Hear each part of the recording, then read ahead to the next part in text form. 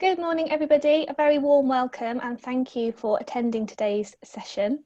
My name is Millie from the eBay for Charity team, and I'll be helping to moderate today's webinar. We're really excited to begin eBay for Charity's brand new Charity Connect programme and have so many amazing charities represented here today. So just while everybody's just logging in, I'll run you through a few quick housekeeping bits before we start. We'll be pausing regularly throughout the webinar to ask if you have any questions. If you'd like to ask something, you can click the raise your hand icon, which will allow us to unmute you so you can ask your question live, or you can write it in the Q&A function at any time. We hope to have around 30 minutes at the end of the webinar for a general Q&A and answer many questions as possible during the next 90 minutes. Just to let you all know that today's session is being recorded, and we'll make the recording available to you after the session, along with the slides and resources from today. So don't worry if you don't get a chance to write everything down. We'll also share the details of our new Facebook group where you can share your tips and hints with other charities. So this is the last session in our series for beginners, and we have advanced sessions running this Thursday and next Tuesday, so we can send you details for them if you want to join. On Thursday the 30th, we are running a 90-minute Q&A session, so this is just devoted to questions. It's open to all charities and all questions, however it will have a focus on fees as we've had quite a lot of interest in this. So we'll share the link for sign up after today's session, and we also encourage you to share any questions you might have in advance to our inbox. A little bit about eBay. eBay is proud to support over 700 charity sellers by providing a free shopfront to our buyers all across the world. In these particularly challenging times for the sectors, we believe the role of online retail will become even more important as a way to raise vital funds. So that's at the heart of why we've created Charity Connect, helping charities up and down the country to sell more effectively on eBay and generate more income. And we hope today's session will teach you more about the basics of doing just that. So without further ado, I'll introduce you to our two experts. Firstly, Jane Bell and then Bert Bassett, who will be leading today's training. So Jane, if you can say a few words by way of introduction, that would be great. So yes, Jane Bell, eBay specialist consultant known as the eBay Anorak. I've been trading on eBay for 18 years and consulting for 12 of those. I've helped nearly 2,000 sellers in all sizes, different categories. Currently part managing sort of remotely 3 accounts. Mainly home and garden. Look forward to sharing my eBay obsession a little bit more today. Thanks, Jane. I'll now pass over to Bert to introduce himself and begin today's session. Hello, yeah, I'm Bert Bassett and I'm running the training today. My background is that I've been selling on eBay since 2002, quite seriously as a business seller for the last 3 years. I sell cat toys, which may become relevant because if I do any live demonstrations, you'll see lots of pictures of cats. On top of that, I also, until March of this year, worked for eBay for 10 years and specialized in small to medium businesses, getting people on board the platform and helping them get better at selling on eBay. And I most recently worked on a program of eBay's called Retail Revival, in which we went to Wolverhampton and helped out local businesses to get online and to build their online capacities, because obviously we're trying to boost the high street and keep businesses going, which is ever so relevant these days. I've also worked quite extensively with eBay for Charity over the last decade or so, and the PayPal Giving Fund. So theoretically, I am both a gamekeeper and a poacher, and so I can give you some tips here. Just to set your level, and bear in mind there are a couple more advanced seminars that you can sign up for. This is a basic seminar. It's for people who are already on eBay but haven't done very much, or aren't even on eBay yet. Do not worry, however, if you feel as though you're a bit more advanced than that, because I'm guessing that nobody ever really taught you to do eBay. It tends to be self-learnt, and even if you're really advanced, you can often find some stuff that you missed or has changed. So it's genuinely worth running through the whole content of this, because you're likely to pick up something. And also the course provides a foundation, so you'll sort of understand what I'm going on about if you do the advanced course. And I mean, even during this process, Jane and I have had some questions and things where we've learned new things. So it's always worth just sense checking that you're doing things right, or that you could be doing things better. We also won't dwell for a super long time on the registration part, because that's all self-service and we have some help documents to help you set up. Admin. What we'll do to break it up so it doesn't seem like a monologue from me is after each section we'll stop for a couple of questions, maybe one or two if there are any there. So please do ask questions sort of in running. Jane and I will take it in turns to answer those ones. That breaks it up a bit. Don't worry if you have a question that isn't answered, because we'll go for half an hour at the end. And also then if you have an unanswered question at the end, just email this email address, ukcharity@ebay.com, and we'll promise to follow up. And as Millie said, there's a Facebook group. We found that those Facebook groups are really useful, especially as you probably have quite a lot of shared experiences as a group. So that will become a valuable resource for you. But anyway, let's get on to the training. So it's for new and experienced charity sellers. We've gone through this already. So moving on. Today's topics are talking about the eBay mindset, which is a good way of just thinking about how you're going to do eBay before you start, and the kind of things that you want to be telling your volunteers and people who work on your eBay account about. Then we'll talk, as I said, relatively briefly about registering and getting started. So if you haven't got an account yet, we'll give you the links and tell you about the documentation you need in order to register. Now, at this stage, I will say it is very important that you follow those instructions and register properly, and that if you did not go through this process to register, that you have a good look at your account. The reason for that, and the reason why we're having a special Q&A session in a week and a half's time, is that a lot of charities are telling us, but hang on, we're paying fees. Now, the setup is that PayPal and eBay should not be charging you fees unless you're buying premium features or unless you've set something up wrong. So if you're paying fees, then you should probably come to the Q&A that's been announced and set up, and Millie will probably give more details at the end of this webinar about that.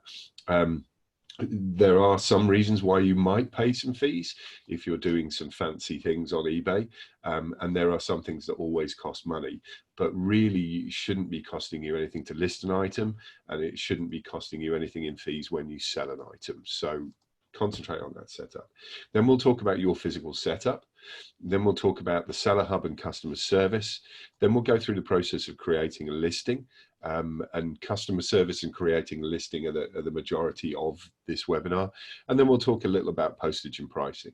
And in most cases, what you'll find is if that's not giving you enough information, then if you attend the advanced webinar, you'll get that information. So we'll start with the eBay mindset, and this is a bit esoteric, but I think it's something you need to start thinking about, because your time is precious. It's very much the most precious commodity you have, and your ability to list more successfully, to convert more items, and to then post out those items quickly and efficiently is going to make a big difference in the end. And so the choices you make in terms of what I do next, which items I sell, how much I sell them for, are actually going to be material to the amount of money you have. And I've included a little image here because I think Jane and I will talk about this. Is we're such eBay obsessives that we live our life looking at objects through the lens of eBay. If I see an item, I don't go, "Oh, that's lovely." I look at these questions. I say, what is it? What it's worth? How big is it? How heavy it is? How will I pack it? And how will I post it? So like this image from the Terminator, where a robot is going around trying to identify things in this world. That's sort of how I think about things when I see them. And that means that when items are coming in, and you are deciding what to list and what not to list, what to do first and the others, you should be really conscious of how eBay really works. And so, you know, can you easily identify something? Is there a way you can find out what it's worth? How big is it? How heavy is it? What am I going to pack it in, and how am I going to post it? You don't want to accidentally fall in love with an item that's going to be ridiculously difficult to post. You want to try and list the things most efficiently, and so you need to get this mindset where when you're looking at items, you're thinking at them with an eBay lens, and it's a really good a really good practice to go through. And you'll see how as we run through the webinar. So registering and getting started, and once we've got to this stage, after these couple of slides, we'll take a break for any questions that have come up. So registering is a multi-stage process, and I think this is probably the most important thing to do. Is unless you prepare, it's very unlikely this is something you're just going to be able to do in one session. If you just start, then you'll find you're missing bits of information, or something is dependent on another. There are different orders in which you can do things, but this is the order that you should do it in order to make it as stress-free as possible, because this is the order that means you have the information for the next step in hand in the most logical way. So when you're registering as a charity for purposes of selling on eBay, first of all, you have to register for a PayPal business account. Then you have to register for the PayPal Giving Fund. Then when you've done those two things, you register for eBay, and then you can link within eBay your PayPal account. And then when you have all of that information, you go back to the PayPal Giving Fund, which you've registered for, and you associate your user ID as a direct seller. And just for terminology's point of view, in case there's any confusion comes up, a direct seller is someone who's fully registered as a charity and selling on their own behalf in order to add funds directly into their PayPal Giving Fund account. Whereas what we also sometimes talk about is community selling. And when we talk about community selling, it's about any random shop or eBay user who decides to sell something and tick the box donating money to your charity. We're not talking about community sellers here now. We do touch on that a little bit in the advanced webinar. What we're talking about here now is you as an organization selling your own things to raise your own money. And when this presentation goes over, there's step-by-step guides to all of this. So there's links to the guide for PayPal and the PayPal Giving Fund. And there's also a link to where you need to go to create your business account on eBay. You do need to prepare beforehand, and the 5 basic styles of information that you need is the account holder details, which is who is the person who's actually going to be running the eBay account day to day, who's going to hold the password, who's going to log it. Then you need details of your charity, which is your charity number, address, and so on. You'll need details of the trustees, because we need to know that you have permission to be this charity's representative on eBay. You'll need your bank account information for the charity, and then very specifically there's some information that you'll need for the PayPal Giving Fund enrollment form. Now, I said we won't touch on the detail of this, and this is something where you should look for customer support if you have difficulties logging this. There's dedicated customer support for all of this process, but I just wanted to make you aware of the diligence you have to go through. This is a fairly intimidating slide from a paperwork point of view, but these are the kind of details that you're going to have nearby, and it's good to therefore know in advance what's going to be expected of you. If you didn't know about this, and every single time you clicked next button during registration and you went, oh my word, I haven't got that, I'm going to have to go and find that document, then it will be a frustrating and long process. So that's effectively what you need to prepare yourself for in terms of going through the self-service registration. If you don't register in that way, it may cause you problems down the line. So at this stage, are there any questions about what we've discussed so far? Nothing so far regarding just the registration, but please do pop anything in the Q&A as and when you think of it. So, I mean, just to break it up a little bit, so I don't just launch straight in. I mean, we've been talking about the sort of the eBay mindset. So, Jane, when you're walking, if you walk into a charity shop, or you go to a boot sale, or you just see an item promoted at you on the internet, what do you what runs through your mind when you see items that you could potentially be selling? Well, like I say, usually weight and size. I think it's easier if something fits into the Royal Mail sort of size bracket. If you can send it by Royal Mail, it's usually easier as far as, wrapping it and sort of taking it to the post office or getting a pickle. There's also sort of the things, I mean, if you have things like furniture, that's going to be an extra sort of, extra set of not problems, but a different way of postage and things like that. So, but obviously small things to start off with. If you've not done it before, start off with the really small things and light things, and it's a lot cheaper. But yeah, packaging, good packaging. Small and valuable is definitely the way to go, and we'll talk about other ways you can make your listings easier. But let's move on to your physical setup, and this is going to seem, in some cases, you know, I might be teaching you to suck eggs here, but the reality is that most charities, because they're using volunteers and they have unique items, don't list a huge amount of items every day, because what they're doing is fairly fiddly. And you would be surprised at how much you can speed up that process and increase your efficiency if you have your physical setup ready. If you work in a cluttered space, if you don't know where things are, if things aren't to hand or you haven't prepped, then what will happen is it'll slow you down in your list yet less.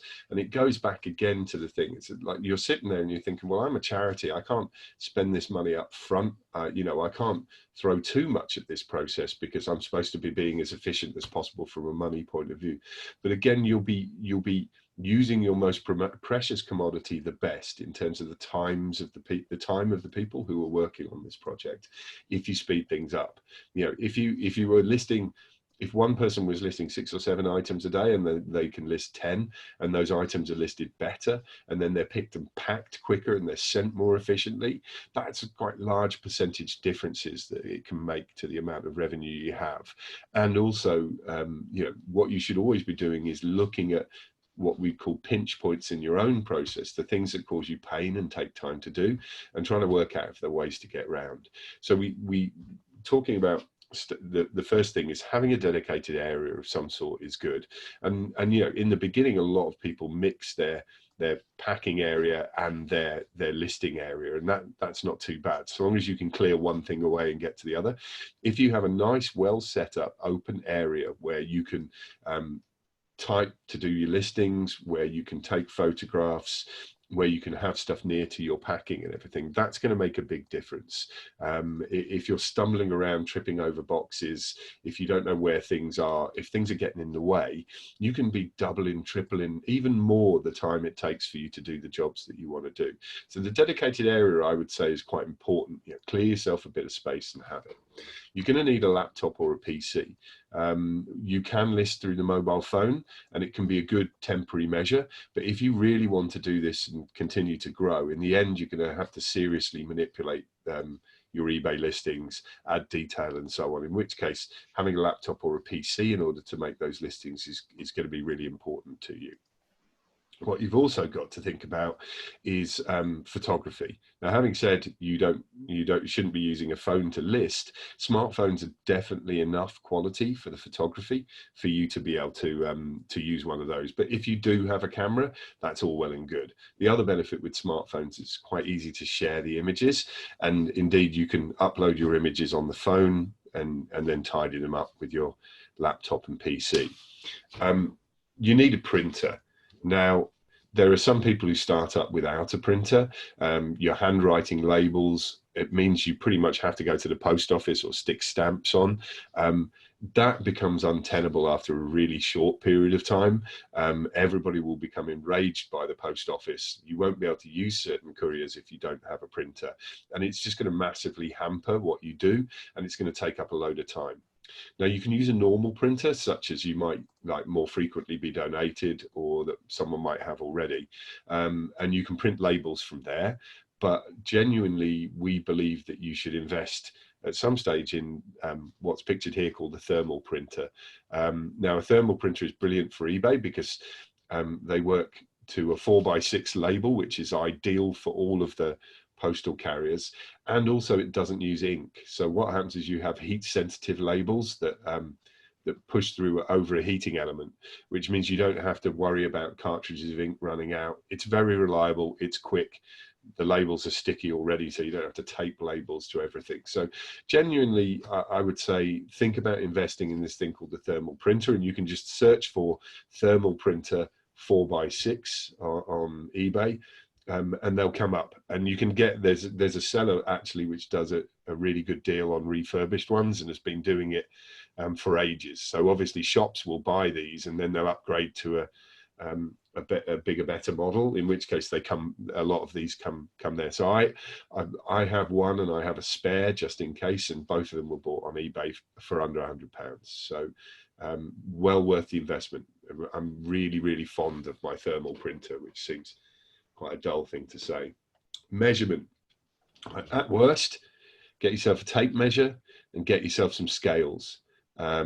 If you want to invest, again, what you're searching for is postage scales, and ideally a nice set of digital postage scales will really save your life.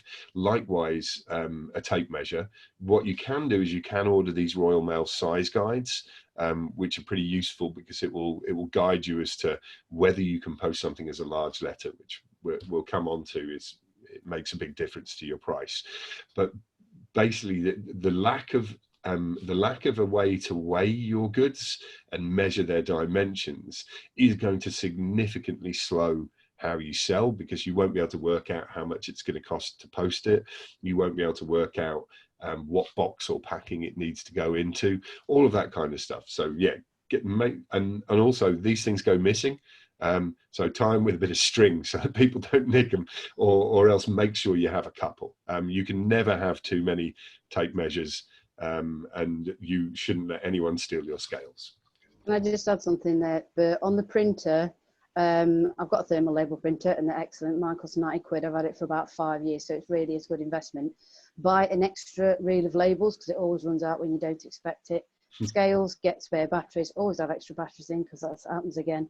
Packaging materials also. I have a double glazing company that actually have, thanks Bert, given me lots of very clean bubble wrap, so it's recycling it and it's also sort of free, and they just could give me a massive bale of this bubble wrap once a month, so it really is quite useful to do that. Yeah, cool. And I mean, that's a nice segue into packing materials. We talked about the eBay mindset. It's not just items as well. I assure you that when me and Jane are wandering around, if we see a nice box or something like that, we'll be thinking, "Ooh, I should have that box because that'll fit a toaster in it if I need to post something." So you start looking at everything from an eBay angle, and you see, for a little while I used to go down the local train station and get myself a bundle of Metros to use as packing materials, but I thought that maybe wasn't as classy as it should be, and moved on. Be careful not to over recycle part of packaging though, by the way, because I've heard tale of things being sort of wrapped in old clothing and turning up in inappropriate boxes and stuff like that. So just be mindful that you are trying to provide a service, and imagine what the customer will think when they get to where they're going, and don't overpack things as well, because that's really annoying. I put this large roll of bubble wrap because I'll say, if you have a large quantity of bubble wrap, it forgives you a lot of sins in terms of how you send things. You can send things in postage bags and so on and so forth. But also, if you have an excuse and any legitimate reason to do so, you should at one stage in your life own like a 5 foot tall big drum of bubble wrap. It's literally the most fun you'll have for about an hour. Obviously you'll get sick of it after a bit, but I think it's your treat to yourself is to say, I need these packing materials, and then every now and again to spend some time popping them. It's one of the side benefits. I have a big roll of bubble wrap up in the attic, and I will just occasionally go up there and pop it lovingly. It's very satisfying indeed. But brown paper is also quite good, and you can buy big rolls of that too. Getting on to some more practical stuff. When you're taking photographs, what you're really looking for is a plain background and a plain white background if possible. Trouble with that is you get shadows and so on. So the first step when you start taking photography is find a white wall or a white table that you can put stuff on, or get a cloth. But what you should maybe be looking at is, this is the thing that you can see here pictured, which is a light box. If you get even fancier than that, you can search for a thing called a photographer's backdrop, and again, these will allow you to photograph things in a way where you won't have so many issues with shadows and stuff. If you sell clothing, and presumably you might have this front of house anyway, mannequins are really useful. If you imagine how dull and flat, quite literally, clothing looks when it's just folded and lying there on a flat background, compared to what it looks like when it's actually displayed on a mannequin. You can still have the white background this way, or the plain background, and then you can display your stuff properly. Again, what we're talking about here, you're thinking there sitting, he's just mentioned about 200 odd pounds worth of stuff. Just do it one by one. If you don't have the funds, think about, go through the process of of selling and sending, and see the thing that's most painful to you, and then deal with it. So one item I haven't included here, which is very specific to me, is I have a thing called a tape gun, which allows me to have a large reel of packing tape on a gun, which just dispenses it a bit more easily. And now the reason for that is because of my stubby little fingers, and I have a sneaking suspicion that I've reached the age of 46 and I've spent an entire calendar year of my life trying to find the end of sellotape. It's a real bugbear of mine. And so for me, that's a really important thing. I know of a seller whose items weren't particularly rigid and posted them in postage bags, and their life entirely changed when they got themselves a shoehorn, which allowed them to then easily slip their items into envelopes. So there's always going to be something specific for you. If something's annoying to you and it's taking time, see if there's a physical solution to that. So that ends the bit about your physical setup. Did we have any questions about that? We do. We have a question about packaging, perhaps something you've touched on a little bit about recycling packaging, but one from Thomas. From an environment point of view, is brown paper packaging cost effective rather than plastic? Perhaps you have a view on what you prefer. I mean, the sad fact of the world is the less damaging packing is, the more expensive it is. So yeah, brown paper is often much more expensive. Well, not much more. It's more expensive than plastic and so on. What I'm seeing more and more though is that if you call out the fact that you're using better packaging, then what will happen is people will appreciate you more, and people are looking for that in terms of conversion. You're more likely to get good feedback and good recommendations. So if you're making choices there, I mean, honestly, the difference between various packing materials is going to make the difference of pennies per parcel.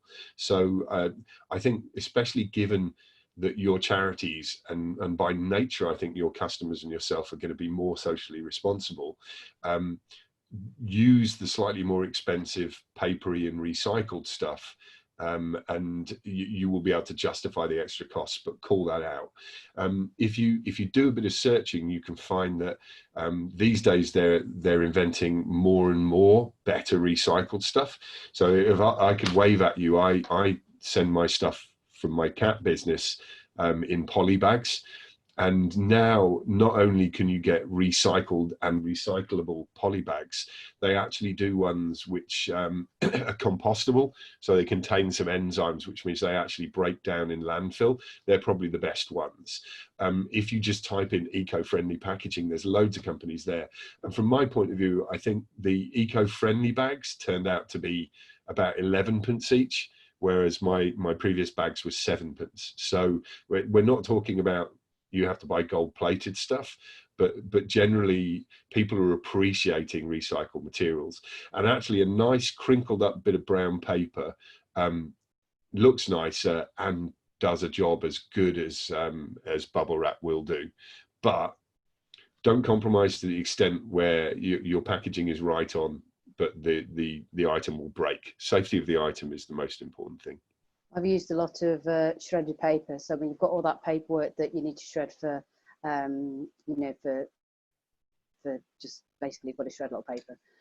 But I've used that before as well, scrunched up around an item in a box. That's yeah.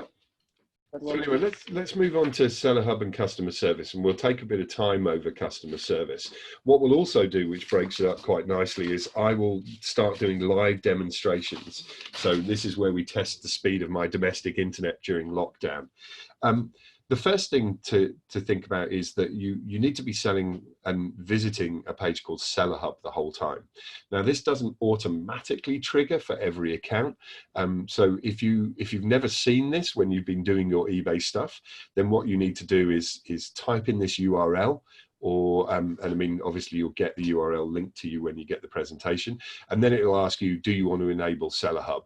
At which point you should say yes. You may have actually, if you're newly registering, you may have to actually have made one sale using the basic interface. before you get Seller Hub. So just get your first sale out of the way and move on to Seller Hub. And what I will do here is I will go live now. So here is my own Seller Hub. And as you can see, what it does is it allows you to have a really good look at all of your business. This means that you can monitor the tasks that you have in front of you. You can check all the details of orders. You can see how your sales are going. You've got your feedback coming through here. You've got details about how payments are working. There's stuff that allows you to amend your listings. There's shortcuts to really useful links you could want. There's a tab here which will actually allow you to analyze your traffic, which we'll get into in the advanced webinar. There's all of the announcements that you're going to have to need. So for instance, on the 17th of July, they actually brought in a reasonably significant change in terms of what happens when buyers want you to cancel orders. It shows you your promotional offers. It gives you an account summary of how much you owe in fees, which of course, as we've discussed for you, shouldn't really be any fees. And then there's some research things which allows you to research what your item might be worth and so on, which again, we get to in the advanced placement. Now, the reason why I'm pushing you here is, one, definitely use the Seller Hub and definitely be here every day. If you're not looking at this, then something is amiss with how you're running your business. The second thing is it's a segue into standards. So what we do is we say everyone should be checking what's going on with their standards every day. It should be part of what you do. And you have this thing here called Seller Level. And if you click on Seller Level, it tells you everywhere where things may be going wrong or where things may be going right. And as you can see, obviously I always would be a bit of a teacher's pet. I don't have much wrong at this particular stage. But what you can do is, if something is here and you don't know about it, you just click and it expands everything, and then it expands it again.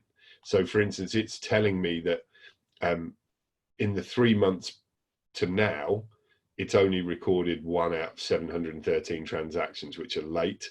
And you can even go so far as to get a full report, which tells you everything that's going on. And actually this report at the moment, as you can see, it says I've got 1 late delivery, but actually because of the COVID virus, up until the beginning of July, basically eBay has been removing a lot of late delivery dings because they know that things have been slow during the pandemic. But you should be checking this, going back again to Seller Level, because anything that pops up here, you can click on it and find out what's got wrong, and it will give you an idea of what you need to correct to keep your Seller Level high, because standards are really important. Even though you're a charity, if you won't get any leeway. You will still be treated the same as an ordinary business in terms of the service that you provide. There's a second link which was also on the presentation, but it's in the performance tab, and they're called service metrics. And this is why you may be getting returns. And with this one, what you have to do is not hit a particular standard. You just have to be as good as or better than people who are selling the same kind of things as yourself. So in this case, there's 2 reasons why someone might return something. One would be item not as described. Maybe it's broken, maybe I didn't describe it as I should have done, or maybe a fault is developed. And in this case, I'm in pet supplies, and the average is 0.1% for returns for this reason. I have no returns for this reason. In terms of item not received, I don't post tracked because my stuff is low value. So I'm actually a little bit above average at 0.58. You need to make sure you're not going into these red areas, and it will give you tips as to what you need to do in order to avoid going in those red areas. Cannot stress to you how much importance there is there. The amount of phone calls and emails I've had over the years with people saying, but I'm a charity, like, oh, I didn't know about this, surely we get some leeway. No, you don't get any leeway. You have to obey the same standards as every seller on eBay. So even though you're using volunteers potentially, even though this isn't red in tooth and claw business, look at your standards and check your standards. There's no excuse for letting them slip because they're there in the dashboard, and that's really important. So going back to the presentation, if you follow these rules, you should be fine, and you shouldn't see those bad things happening on your dashboard. You should be making sure your items are accurately described and photographed. We'll come on to that into the listing flow. You need to send your items when you say you will. Now, this is an important distinction. You do not have to have good standards by posting everything in a millisecond with special delivery so it turns up like the next day. All you have to do is keep your promises. If you say you'll post something within a couple of days, post it within a couple of days. You don't have to post it early, you just have to post it on time. Basically deliver your promises. If you feel as though your setup is such that you can't deliver your promise, change your promise. There's no point in being bold about service levels that you can't deliver. Use the correct postage method and the appropriate packing. So we've got an image here of a fairly poor item. You may think that you can improve profitability or speed things up by doing things quickly or with random methodology. In the end, it's going to haunt you, because anything that gets damaged it's so much more time consuming to deal with that than it is to just make proper preparation when you pack something. And again, use an appropriate postage method that's it's the right weight, it's the right size, it's the right price, and it's going to arrive when you say it will. Use tracking for items over £20. One, it's good practice, but two, there's a thing called eBay buyer protection. If you send an item to someone and it doesn't have tracking, then they can just say it hasn't arrived, at which point they automatically get refunded. So again, you don't have to worry about this too much, because 99.9% of people are nice and won't do that kind of thing. But in the same way as you get shoplifters in charity shops, there will be some people who will do that for yourself. So get tracking. Usually it only adds about another £1 to the postage price, and that way you're covered. And if it's something where it's going to make a difference, or it's going to make you sad if it gets broken or goes missing, then use postal insurance. And again, generally you're only adding £1 or £2 onto the price of posting an item to get the insurance. And then that means that what you can do is operate a policy of sort of no quibble refunds. You don't have to go through whose fault it is or all of these things. If someone says my item arrived broken, you can just say, okay, it's insured. You can refund your buyer and you can use the insurance. So definitely do that. Again, because quickly being able to refund because you have insurance is going to save you time, and dealing with cases and fiddly two-way conversations, it takes up so much of your precious time where you could be listing things. You should respond to customer messages quickly as well. So typically we say there are standards in that you have to resolve issues with customers within 8 days, but that's not really acceptable. What we say is make sure you carve out a few minutes of time each day to check you don't have any messages in that you need to respond to, so that you've got time to deal with them on a daily basis, and try to respond within 1 working day. Now, even if what you're saying is, I don't know yet the answer to your question, that's better than waiting. So if a parcel goes missing and you know the process to see where it is going to take a couple of days, don't wait a couple of days to reply. Reply saying it's going to take a couple of days to get you the answer you want. That way you've acknowledged that they have a complaint, and it's far less likely to escalate, and it's going to give them a good opinion of you. Offer returns. It's fairly standard within retail that you offer returns these days. Some people don't like doing it because it means that people can just change their minds and send things back. The way the law works is, if you want, you can have a system which says, if you just change your mind, you pay return postage. But if it's broken or not as described, I pay return postage, because that's the law. The issue you have with that is people are aware of this, and sometimes what you might find is, in order to get a free postage return, they might actually damage the item in order to characterize it as a damaged item, so they don't have to pay postage. So again, when if you offer free returns, it means that you'll actually get your item back in good condition, and it means you will be able to resell it. You don't want people damaging things just to game the system so they can get the return. If you obey those standards, or try and stick as hard as you can to them, you shouldn't really get into any problems. But again, there are no free passes for charities here.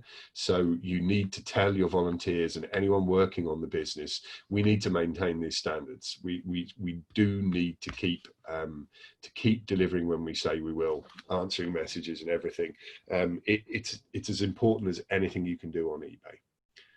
So are there any questions about what we've just spoken about in terms of Seller Hub and standards? No questions specifically to them, but there are a few which will be answered at the end. We can add them into the Q&A bit. Cool. And bear in mind that your standards as a seller will actually affect how high you appear in search. So all things being equal, if you have an item and someone has a similar item for sale, if someone searches in your worst standard, then the other item will be more prominent in search. So it's not just that you can get into trouble for not maintaining these standards, it's that there's a positive benefit to offering really good service. And that's over and above the soft benefits of people recommending you, more likely to leave you good feedback and all of these kind of things. So then we'll move on to create a listing. And this will be a tale of two listings. It gives you some insight into the lack of general items I have lying around the house to be sold. Generally, if anything's there to be sold, I'll have sold it already on eBay. And the reason I'm doing two is I'm going to show you two different methodologies. And again, we'll cut live here. The Snoopy book, like all books, DVDs, records and stuff since 1969, has a 13-digit code. It's usually by the barcode, but actually sometimes it can be inside on the imprint of the book. Obviously, there are lots of other things that have barcodes as well. If you have the box and you can find a barcode, this is really useful. And I'll show you why.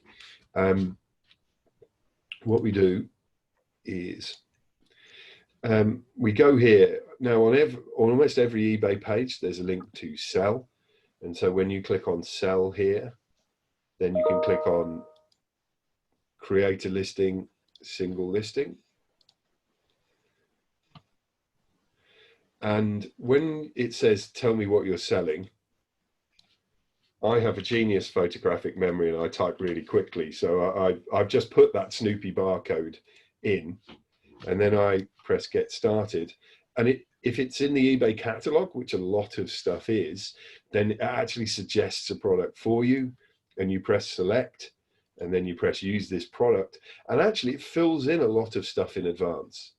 So again, you can see that it's done me my photograph, it's done me my description, it's put some stuff in. It's given me a little bit of a head start. And in some cases with something that's like a technical item, if you have a laptop or a stereo player or some headphones or whatnot, actually fills in quite a lot of detail for you.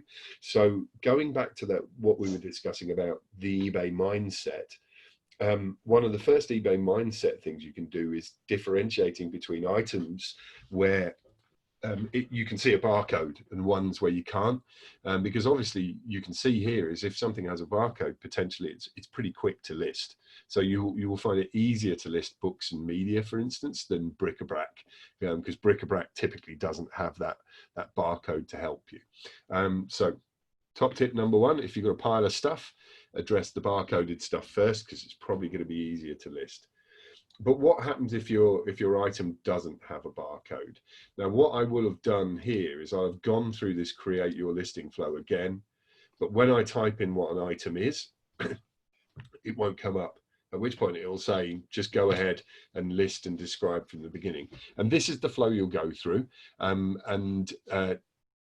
Basically, you'll notice that you just do everything in a step-by-step basis, but I'll just run you through the listing process. So first of all, you've got your title here. Now, the title is 80 characters long. That includes spaces, not space bars. You should try and use as many of those characters as you possibly can. And you can see here that I only have 3 characters left. When deciding what to put your title as, what I always say is, imagine you only had 5 words to describe your item. Put those 5 words at the front. So if you were describing this, you wouldn't put 7-inch single at the front, because that doesn't tell you what it is fundamentally. So I'm breaking my own rules because of the length of the title here. A View to a Kill, Duran Duran would be at the start. And again, of that, which part of it is more essential. If you only had 3 words, if you only had 4 words, what would go to the front? You need that stuff you need the most important stuff at the beginning of the string. And then what you should do is put as much information you're in. You may well find that during the rest of the listing process, you come up with better keywords because it will be suggesting things. You can always go back and edit, and you can even go back and edit when the listing is live. And in this case, for instance, I put all the things I thought were important about this particular record, but I still had a number of characters left, at which point I thought to myself, well, who else might be searching for it? And I think, well, maybe it might not be music fans. It might not be fans of Duran Duran or of this particular single. It might just be people who are interested in James Bond. There may be some people young enough to not know that A View to a Kill was a James Bond film, and this was from the soundtrack. But that would make me feel very old if that was the case. But that's how you write a title, and it doesn't matter if you start small and then build to it, because what happens is you will get more prompts about the type of information you need to provide. What then eBay does is it automatically updates some things called item specifics for you based on what you've written in the title. Then you can do things like put a subtitle on. I would not advise this for one-off listings because 1, there's no point, and 2, you will actually pay a premium fee. So this is one of the instances where you would pay as a charity for doing something. When you select a category, you can select more than one category. No point in spamming this. Generally, most things bought on eBay are bought through search rather than people browsing categories anyway. Just make sure the category is actually correct. So sometimes you might accidentally find that you're listed in the wrong place. That does make life a little harder for you. It's there.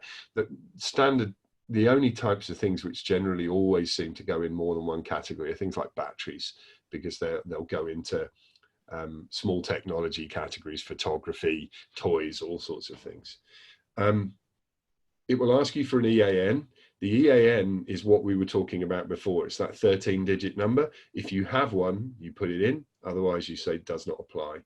Condition, most of your stuff will be used, so make sure it's used. And if it is a used item, this condition description is particularly important and will be displayed prominently. Do not hide anything in your condition description. Be as honest as you possibly can. You'll back this up with photos, but people buying things off you, if there's something in there that you haven't described, which they should really know about in terms of how it looks, you will get returns and you'll get complaints. So I've put dog-eared. There's a mark on one side of the disc. The disc plays well with only minor scratches. So I'm not saying this is the best single the world has ever made in any sense of those words. I'm trying to make it so that if someone buys it, they know what they're getting. Then you move to photos. Now, this is why it's good to have your setup and everything, because what you should be doing is getting all of your photos ready before you start the listing process. You don't want to be taking a photo, adding it one by one. So what I do is I put the item on my plane surface, and as you can see, I don't have a light box or anything, so it's not the greatest plane surface here. And I try and take as many images as I possibly can. I'm breaking my own rules here because I only got 10 images rather than 12, but you will be surprised at how much you can take photos of a used item to give an idea of condition, because obviously the user will be able to expand and see the side, see a bigger image. So I've got the front cover, I've got the back cover, I've got the fact that it's a gatefold, I've got the back opened out, I've got the actual one side of the disc, I've got another side of the disc, I've got this mark here. So if there's anything noteworthy, and I would say with a white vinyl disc, the fact that there's a little black mark on the vinyl is significant, then you put that in there. You also, if you've uploaded a photo like this, there's some basic editing tools. So what you can do is actually set your photos the right way up and save them. I may have actually set this one upside down, but that's the fun of live stuff. Don't bother with large photo in Search Gallery Plus. Again, it's another thing that can cost you £2.50. Then you move to this thing called item specifics. It seems like a lot of faff, but what these item specifics do is they attach tags to your item, which are called metadata, and that helps both the eBay search engine and external search engines find you. So obviously someone might be searching for Duran Duran View to a Kill 7-inch white vinyl gatefold on Google. If you use these item specifics, then eBay can make sure you're indexed there, and you'll appear in Google searches as well, which is obviously very important to be as visible as you can. So try and fill in as many of these item specifics as you can. So it'll say, here's the artist, here's the label, what duration is the record, all of this stuff. You can see it here, and colored vinyl, collector's edition, all of these things. This is the point at which you might see something here. If you haven't used up all your keywords, you go, oh God, I haven't said that it's 7 inches, or I haven't said that it was made in 1985, or, you know, all of these things. So often this is the point when you go, oh, hang on, eBay is saying that this is important and I need to put it down, like what record label it is. If I have space, I would maybe put it in my title. And so this is where you can to and fro and edit things. These are all, as I said, these are important. The other thing that happens as well is if you don't put these item specifics in, is if someone filters their search by ticking a box on the left-hand side of a search page on eBay, you'll disappear. So someone could be searching for 80s records by clicking 1980s as a selection. If you haven't got the release year in, then you're not going to appear in those searches. Then what you do is sorry. Yeah, sorry, Jane. But can I just so if you just scroll up to item specifics, there's like a grayed out number at the top right of each box. Yeah. So that is the number of searches in the past month that are filtered by that particular item specific and search. So you search for the item that you're looking for, and then you filter in the left hand menu, and these are the times that people have actually filtered by that. So it is quite imperative you fill all these in, because you're actually not going to appear in my search if you don't, if I filter by those separate bits. Yeah, and also we're starting to get into a stage of going kind of saying this is going to take a long time. So again, dependent on how you work, often what sellers do is they list the item in a sort of vanilla way to begin with, and then what happens is they'll come back and fill in more details. But this is one thing I'll tell you is that one of the biggest tricks that sellers miss out on is not using enough of these item specifics. It really is a difference between good sellers who are successful and sellers who aren't performing as well as they should do. It's probably one of the most common steps that someone can take to improve their performance. You can see it, as Jane said, that there are lots of people searching in this way. They're searching for the genre, they're searching for the size of the record, and so on and so forth. And you're just not visible. And you want as many people to see your items as possible, because that's the key to selling your fixed price items quickly and getting the best price for any auctions that you might do. So item specifics, 2 thumbs up. Then you have your item description. And again, you'll mostly be selling used items. So it's as important to talk about the condition of the item as what it is. So I tend to have a rule in terms of there aren't really any huge hard and fast rules about descriptions, except that people don't read them properly, and they normally read foreshortened versions of the description on a mobile phone. So you're going to have 3 elements in your description. One will be what is it? The second will be what condition it's in. And then the third one will be what is my service like? Is there anything you need to know? So I've done this fairly simply. Obviously, if you have something technical, you'll probably want to put, some electronics or some fashion. There may be more detail that you want to put in. And actually, if you've successfully identified what item it is, often you can search other retail sites where it's sold, and you can get inspiration for your description from those other retail sites. That's especially true of things like, a DVD player or something, where it's much easier to go to, Curry's PC World and note down all the features and copy them into your listing than it is to try and work out what all of those things are. So what I've done in mine is I've said what it is to begin with. So a really nice collector's item for fans of Duran Duran and James Bond. That's what I really want the headline to be. in people's minds. And then a description. It's a white vinyl 7-inch single of A View to a Kill from 1985. The sleeve is a gatefold. The images clearly show what it looks like and what condition it's in. And you should definitely prompt people to look at all the images of something when it's used. And again, what I've done here is I've called out specifically things which I think might be issues. So again, think in your head, if I buy this item and it turns up at my house and then there's something about it that isn't in this description that I care about, that should be in the description. So I've put the small black mark in the description, because I think that is something where if I opened up that single and looked at it and the mark was there and I didn't know about it in advance, I would think some kind of sharp practice or something would have been involved. I've added some detail which isn't anywhere else and didn't seem very important, which is the nature of the B-side. So make sure you're using your description to fill in anything that you didn't fill in elsewhere. And if you are a fan of the song A View to a Kill by Duran Duran, you'll be pleased to know that the B-side is also A View to a Kill by Duran Duran, just a slightly different version of it. And maybe, as this is the last webinar, maybe I should burst into song at this stage, but I won't. So you're lucky there. And then I put at the end, I post quickly and I'm a friendly seller.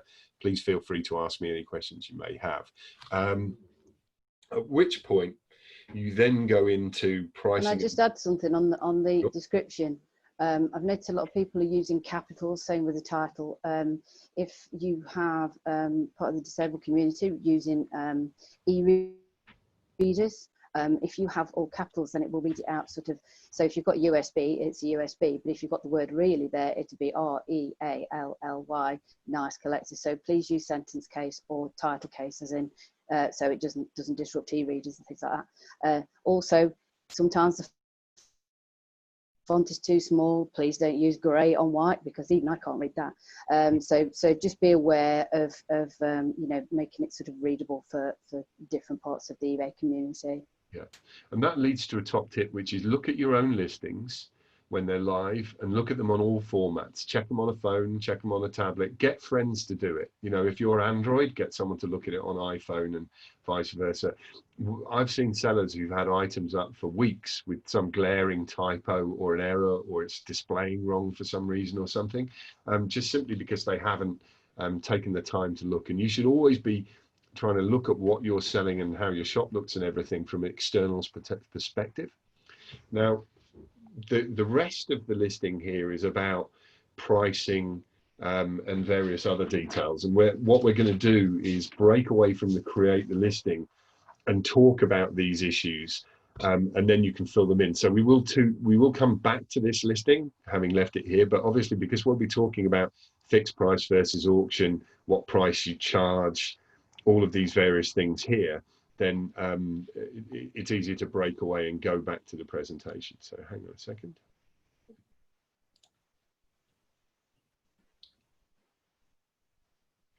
So on postage, actually, any questions up until this stage? It looks as though we're going to go about 5 minutes over before we get to so we'll have 25 minutes or so of questions at the end rather than 30, but even so, maybe pick one question now or something from the previous section. Anything come up? We've got a couple of questions about postage actually, so perhaps come to those after the next section. Cool, fair enough. Everybody get ready with your questions because they're coming soon. This is the last section. So on postage and pricing, these are the decisions that affect the bottom half of the listing. And you can understand what I mean by the bottom half of the listing now you've seen that listing flow. Now, the thing is you, at an early stage, hopefully what's happening is you've got a printer and you're using eBay label printing. So basically when you sell something, there's an option where you can just click in Seller Hub to print labels, and you can go through an automated flow and you can select the postage, generate a label, which you can then stick to what you have. But obviously you sort of need to know in advance what postage you're going to set and how much it's going to cost, because that's going to affect your pricing. So again, we mentioned it before, you need to know the weight and size of everything as almost the first step. Weigh it, measure it, and imagine how much that weight might increase when it's packed, and how much the size will increase when it's packed. And then what you're doing is there are standard postal sizes which operate all across every courier. So things are defined as letters, large letters, small parcels, and medium parcels. So the dimensions of something are as important as its weight. What you'll find is, for instance, if something is a large letter rather than a small parcel, or a small parcel rather than a medium parcel, there are significant savings to be had. So this is something you have to be mindful of when you're selling things is, you know, can I pack it in such a way to make sure that it doesn't accidentally go over a threshold? You know, it is painful if you're posting an item for 755 grams, because it means it's no longer a large letter. Could you have posted it lighter? If, for instance, you're trying to post something and you've got it in a box which has got 40 centimeters length, again, you're not going to be able to call it a large letter. So think about these things and think about the sizes that you have. Once you have these, then what you can do is you can get a price for what the postage is going to be. So the standard rule is mostly anything under 2 kilograms. The best game in town is still Royal Mail. So you just go to Royal Mail Price Finder and you'll be able to work out what the prices actually are. And then you should factor those prices into the price that you set for your item. If you have larger items than 2 kilos, then what you need to do is look for another courier as well.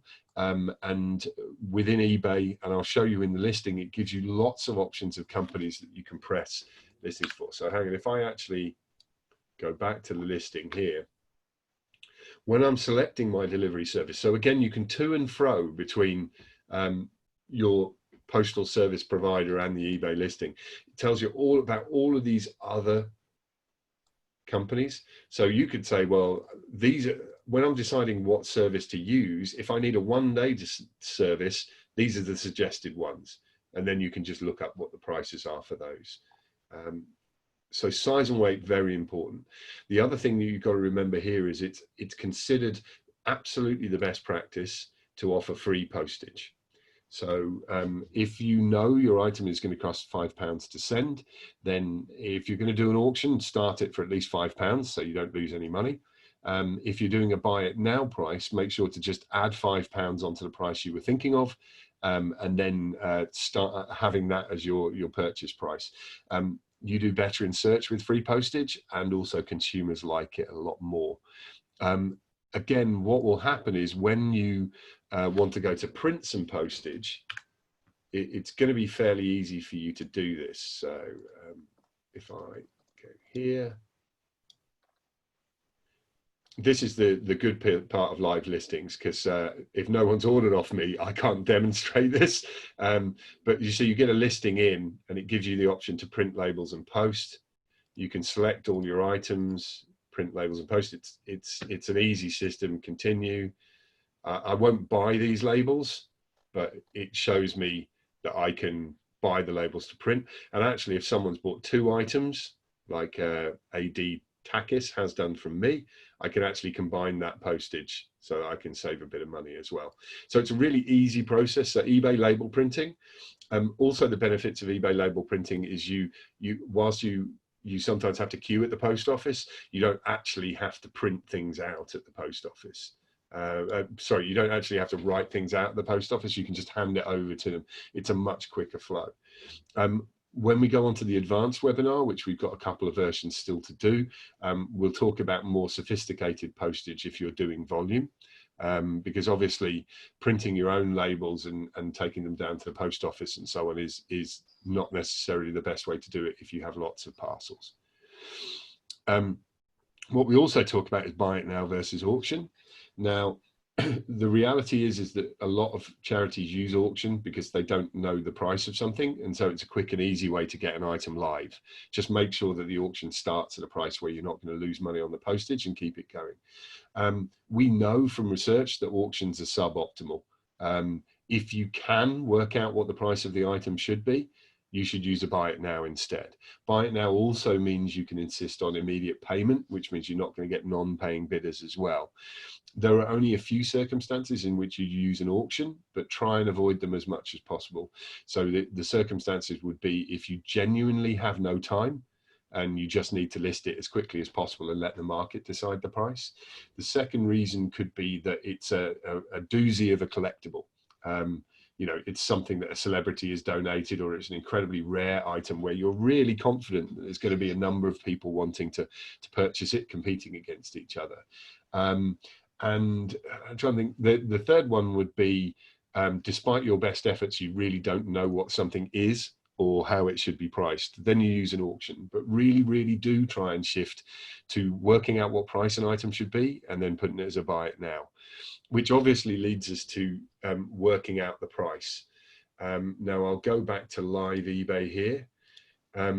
If for some reason I had a donkey, then what I can do is I scroll down here and in search, sorry, I click on completed items, and this is in the presentation, this thing, so you'll be able to find it again. And then I click on sold items. And that means that my search now only shows me things that are already over, and it only shows me things that have actually sold. Obviously, donkey is a bad example because it's not really a very specific thing, but you can type in what your product is and try and find it on eBay. eBay is such a liquid market that, in fact, almost anything you get will probably have been sold on eBay at some stage. So again, you can get an idea for how much ornamental donkeys go for instance, how much pictures of donkey. That's £118, blimey. There's some donkey fans out there, but obviously, you know, if I said Fred Perry top, and I've still got these filters on, so it's telling me what's sold. I could check whether it's a men's one. What I could do is say, oh, hang on, what I should really be doing is saying I should be comparing it with other used ones. Here you go, here's your pricing. And you'll see enough to be able to say, right, okay, I can put it on. Looks as though these things are going, like I've got this knitted one, it went for 45 quid, so I'm going to list it for 45 quid. And actually you can see here that this only had one bid. So they just wasted their time waiting for the auction to end with only one bid when they could have had that buy it now price and sold it really quickly. So that's how you use eBay to work out what prices things are sold for before. And obviously what you can also do is do comparative shopping. But if you have time, work out your pricing and use fixed price in order to list. Now that's the end of the content for, for the basics webinar. So now we're just moving directly into questions. Yeah, so thank you, Jane, for your presentation. So if you'd like to ask any questions live, if you find that easier, please just click raise your hand and we can come to you, or pop them in the Q&A function. So we've got one for Jane from Amy. Is it worth paying for postage through the Royal Mail website than it is waiting in the post office?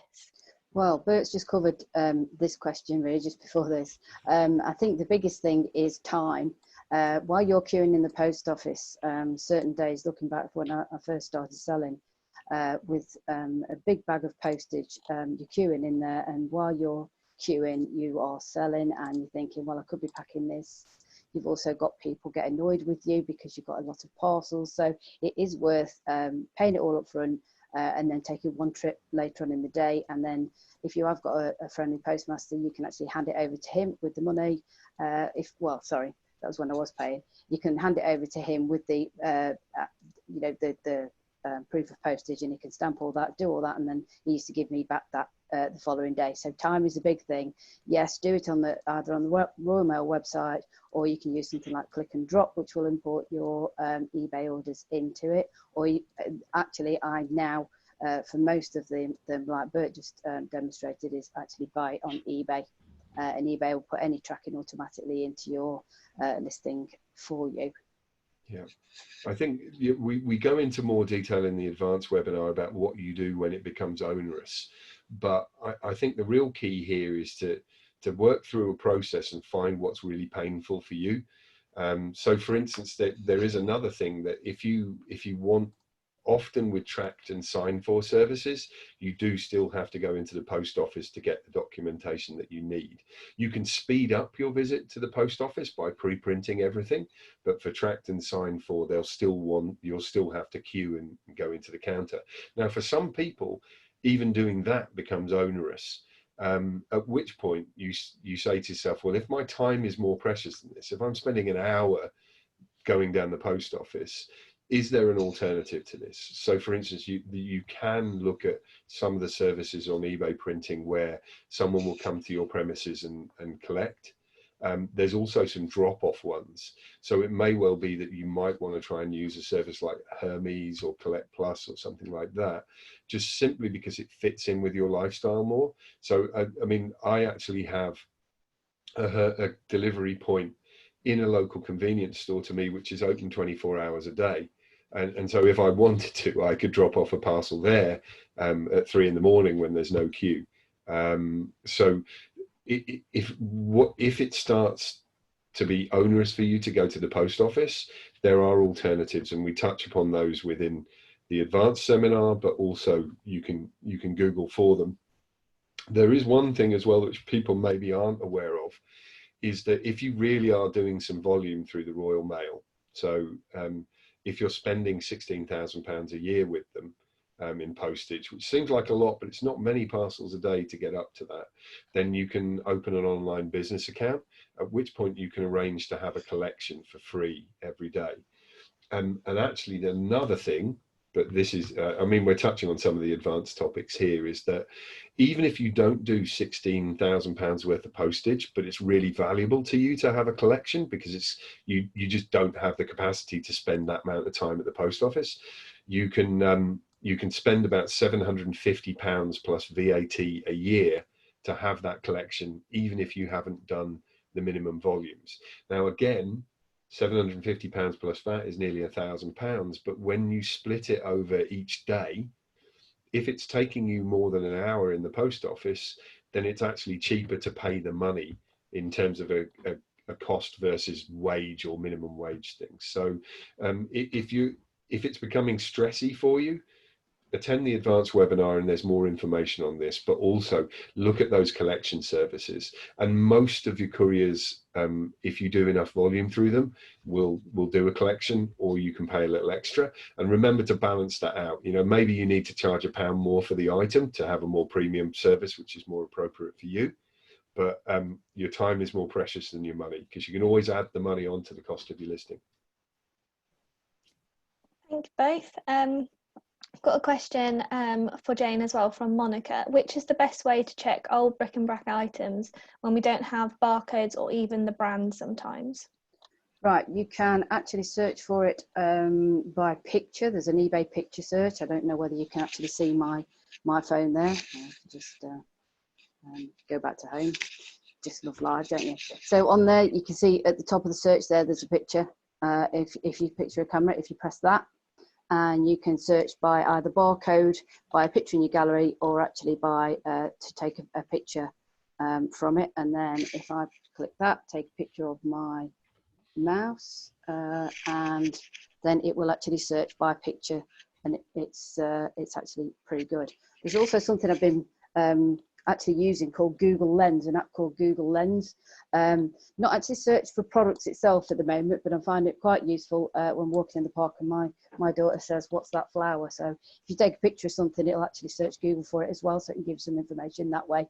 Not sure whether you can actually see what price it is, but it might be helpful if you can't find anything on eBay, which is highly unlikely. But if you can't find the item on eBay, please try Google Lens. It might at least tell you what it is. And then you can do another search. Yeah, exactly. And I have a screen grab, but it's in the other presentation. But that's another reason to download the eBay app onto your phone, because that's where that functionality is. Just in the search box, there's a little camera icon that will take you through all of that. But again, this is the classic one, is again, it's time versus effort and money. If you're looking at something and you think this is a mystery, this is a real quandary, this is Antiques Roadshow material, I don't know what this is, don't get sucked into spending ages finding out huge details about stuff. Just quickly move on. If you can't find out what it is within a few minutes, I mean, hopefully you know vaguely what it is, so you know it's a chair, or you know it's a plate or something like that. That's when you would use an auction. So what you'd do is you'd weigh it, you'd measure it, so you know what your postage implications are, and then you would list it. And that's where your photography becomes really important, because if you don't know how to describe it because you're not entirely sure what it is, that's where the 12 photos come in. And a real tip when you have an item like that as well is to very prominently put in your description, please ask as many questions as you want before bidding or purchasing, because someone may be more expert in subject matter on something they're buying. So they, they'll send you something like, does it have a 3-prong widget or something, which you'll have to check, because that will be important to them. And obviously, if someone asks you a question about an item and it reveals a bit of information about it, make sure to add that into your description as well. Because obviously it could be an important piece of info. But I think, yeah, Jane has it right. Image search is really interesting. It can throw up a lot of stuff about what something can be. Completed search also helps you. But if you've exhausted those options, don't spend ages trying to be Antiques Roadshow about the whole thing. Just plop it on as an auction and take really good photos. And describe it naively if you need to. Always be prepared to admit that you're not an expert on the subject matter, because your buyers probably will be.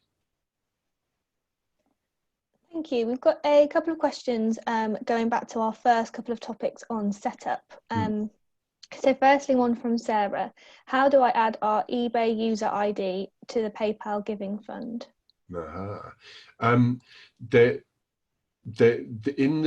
In the presentation, there's a link which runs you through the entire process. So there's screen grabs in that link which can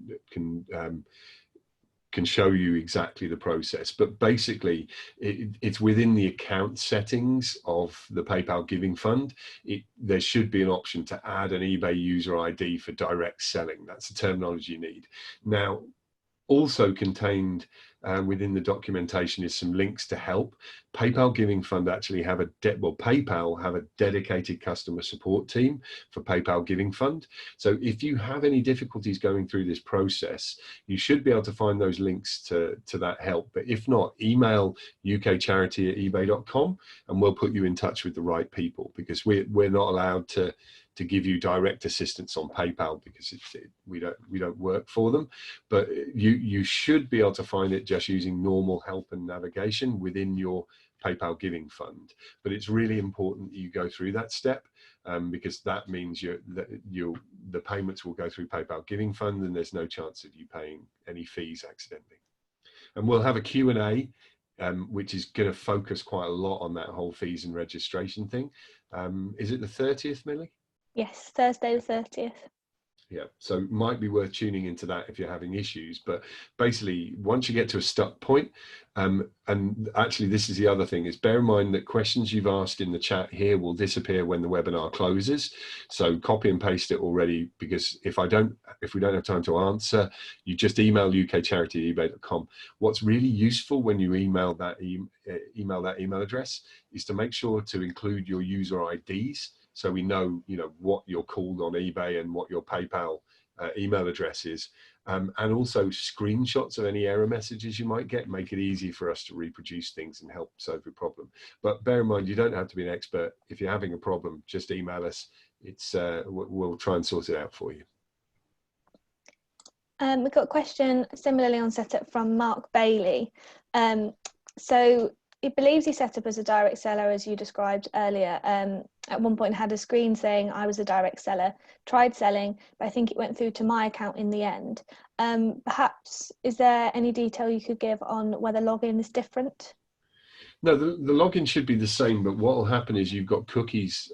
You'll have cookies on your computer, which means that if you have a personal eBay account and a charity, and you also administer a charity one, you need to be very careful about making sure to sign in and sign out of accounts to make sure that, because sometimes what will happen is you'll forget that you're actually logged into one and not the other, and it just defaults so that you're listing and you'll find you've accidentally listed it on your personal account. Now, a tip that I use, which makes it really easy, if you have to have if you have to have two accounts on the same, and you're using the same device, is actually use a different browser for each one. So for instance, my business account, which I have where I sell my cat toys, I run that on the Chrome browser. But then what I've done for my personal account, because I buy things privately and I don't want them to appear in my company accounts, I have that on Firefox. And actually, because I deal with multiple accounts, I also have accounts that are open on Edge, the Microsoft browser as well. If it's in a different browser, you can be logged into two at the same time. So I can be logged into Chrome as my cat toys business and logged into Firefox as my normal one. But what you've got to be sure is when you start doing your eBay stuff for the charity account, make sure that you've consciously logged out of your personal account and then consciously logged into the charity account. Thank you. Going back to packaging, I've got a question from Maria. Could you tell me where you can buy eco-friendly bags for 11p, like the ones you described earlier, as they only seem to find quite expensive ones? Cool. I mean, bear in mind it may be to do with the size of the bags. Mine aren't very big. Send an email to ukcharity@ebay.com, because we're not really supposed to give specific commercial endorsements on the channel live, but certainly I can send you some places to go where you'll be able to get those compostable bags at a good price. The other reason why I may be paying less than you is I buy an awful lot of them. That they really do get a lot cheaper if you work out what you're going to need for the whole year and you've got storage to put those bags in. Albeit that there is one warning that the biodegradable ones, don't buy a year's supply, because they start getting a bit flaky come the end of the year, which I found to my cost. But yeah, that's a bit of a specific question. So just send an email to the UK for Charity. There are some sellers of them on eBay, but it shames me to say that some of them, it's easier to find them and buy them off eBay, and I can point you in the right direction. Thanks, Bert. Might be worth as well just explaining about international postage and any availability there. And two-man postage as well. So for international postage, you can get fiddly about things, but the reality is the best scheme you can do is to sign up to a thing called Global Shipping Program. And eBay will give you the option to tick a box in your listing saying, I want to be part of global shipping. Now, what happens there is that if someone buys your product from anywhere in the world, you just have to send that product to the eBay warehouse in Lichfield in the West Midlands, and they will do all of the ongoing postage for you. So you don't have to specify different postage rates. You don't have to deal with customs or anything like that. You just send it safely and securely to Lichfield, which eBay will arrange. You'll get an order which will be from a user, but it'll tell you to post it to a warehouse. And also the way that works is, depending on what country you're viewing the item from, what happens is eBay automatically changes the pricing on the postage, so that viewers from all around the world will be able to see what you have and how much they're prepared to pay for it. And this is pretty useful, because in the case of collectibles, there are a lot of overseas people interested in stuff that maybe they just can't source in their own country. You know, records that are specific versions, people who have emigrated to different countries. You know, there's a lot of people in Australia who like buying UK collectibles. So it's really handy to be global shipping program. I think the other thing, and we touch on this more in the advanced program, is if you're selling larger stuff, there's a tendency to put it on the site and have it collect only, so that people can only buy it if they can actually physically pick it up. One, that's not very inclusive. There are lots of people who, for many reasons, can't pick large items up themselves. But secondly, it massively limits the pool of buyers that you have.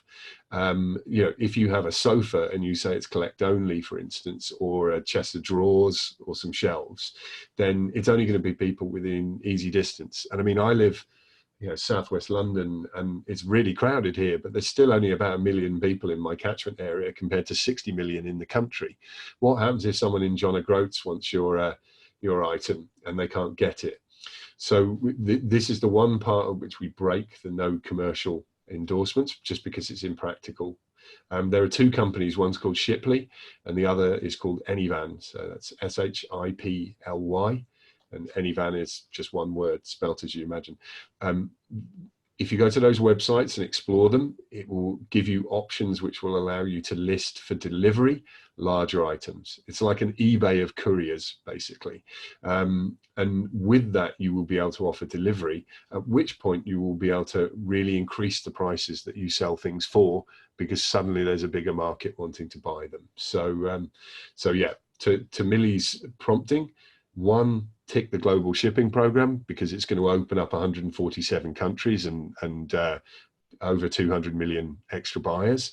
And secondly, if you have large items, really do investigate how much it would cost for delivery, because those two companies will open things out. And it's the difference between selling some furniture which is worth hundreds for tens of pounds because it can only be collected, and selling it for something actually nearer its true value if it can be delivered.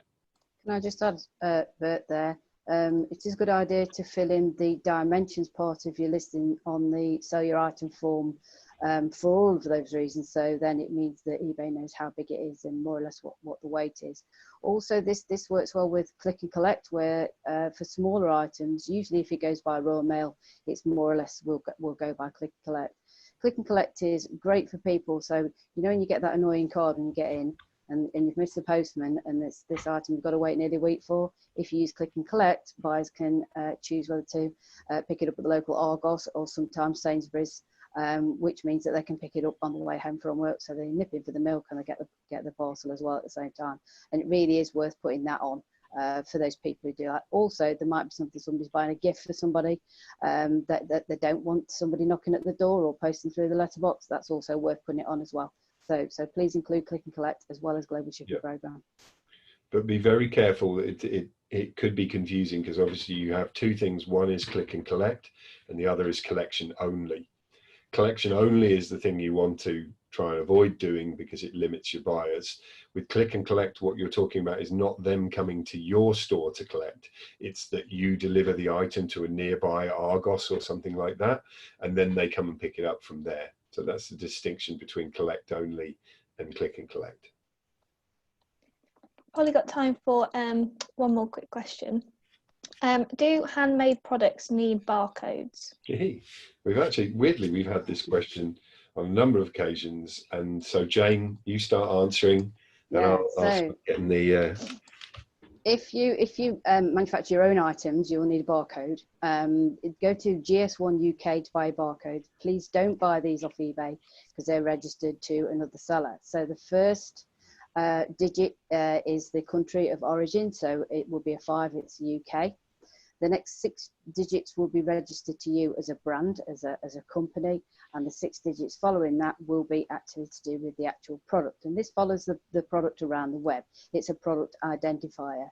If you go to GS1, it costs you about £100 a year, but that's up to 1,000 barcodes. And once you put a barcode on an item, it actually belongs to that item. So if you also make sure you fill in all the information in each barcode, so you generate the barcode, you'll have to add things like a title and small description, any other identifiers such as a MPN, which is a manufacturer's part number. So if you fill all this information in as well, this holds it against the barcode. So when if it gets uploaded to all the sort of search engines, it will make sure that when you list it anywhere else on the web, it'll sort of join the dots. So Google and search engines know exactly what you're searching for. Please get a green line on that like Bert has, because he's been really good and done it all right. So please, if you do manufacture your own products, only use GS1 barcodes. Yeah, we talk about this in more detail in the advanced one because it's quite an advanced topic. When you say for handmade items, do you need an EAN? What we're making the assumption is these are handmade items, but made consistently over a long period of time. So you've got people making baskets or collectibles or something where it's the same thing. If people are randomly giving you handmade things and they're one-offs, then you don't need a barcode for those. It's not actually a requirement. When you're in the listing flow here, under EAN, you can always add does not apply, or you can add the number. So if it's a one-off, it's not worth doing the barcode thing. But if it's something you're going to consistently produce, then having a barcode for it is really useful. If you are consistently producing multiple items, so maybe if you do t-shirts or mugs or other branded goods, it's definitely worth you attending the advanced seminar, because we'll talk to you about the things you can do to make sure those appear well in search and are indexed by Google.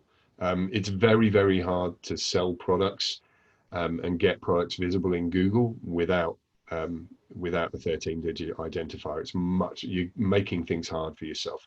So it's probably worth attending that advanced one just for the section on identifiers that we do. Thanks both, and I think that's just about all what we've got time for today. So many thank you to everybody who joined today's session and for all your fantastic questions. We hope you enjoyed it and found it useful. Please do join our advanced sessions this Thursday and next Tuesday. They are running, and forward along to any of your colleagues who would like to join as well. And a reminder that we are running the Q&A sessions. This is a 90-minute session on Thursday the 30th. Open to all charities and all questions, but it will have a focus on the queries around fees and setup. This will all be in the follow-up email we'll send round, along with the slides from today's session, and we'll be sharing the recording as well. If you have any questions in advance of the Q&A, please do email them to the UK Charity inbox as well. We'll also follow up this session with further information about Charity Connect, and we'd really appreciate it if you could complete a short survey, which we'll also send out. In the meantime, please continue the conversation in our new Facebook group and share hints and tips and connect with other charities. So for now, thank you again, and we hope you have a really lovely rest of your day. Bye.